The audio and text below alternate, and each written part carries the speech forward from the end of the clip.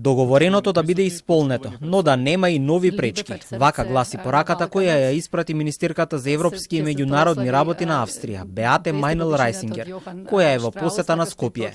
Таа уверува дека Унијата гледа што има направено Македонија досега, но сепак е децидна дека се потребни уште реформи.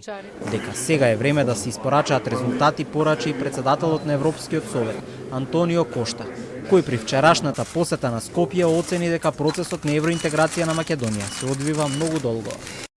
Ние гледаме колку е направено од ваша страна и колку веќе чекори сте направиле.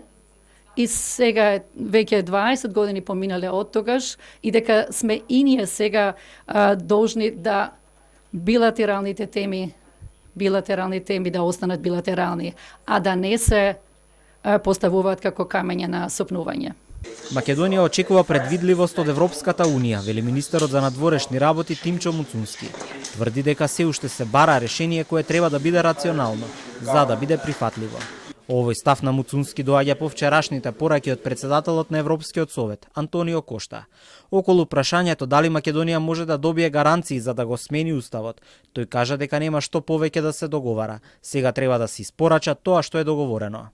Бараме решение кое што ќе ни обезбеди предвидливост напред кон членството, почита за нашето достоинство и идентитет, очекување дека и земите членки на Европската Унија ќе ги почитуваат оние принципи поврзани со малцински права, кои што очекуваат ние да ги почитуваме, но концесии кои што ќе не стават во ситуација повторно за брзо да се враќаме во оваа состојба која што сме сега, како влада не сме подготвени да прифатиме и мислам дека нашата позиција по однос на тоа прашање е кристално јасна.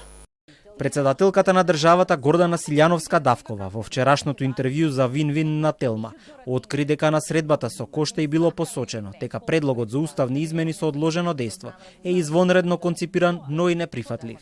За нашиот предлог, бидејќи овде беше жестоко критикуван, вели дека е извонредно конципиран, меѓутоа не го прифаќа.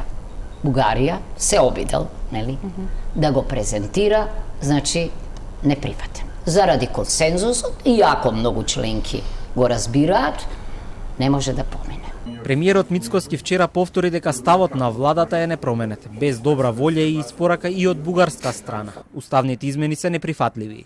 Председателот на владата остави и простор за директни разговори со источниот сосед за изнаоѓање решение, но на неутрален терен во Брисел.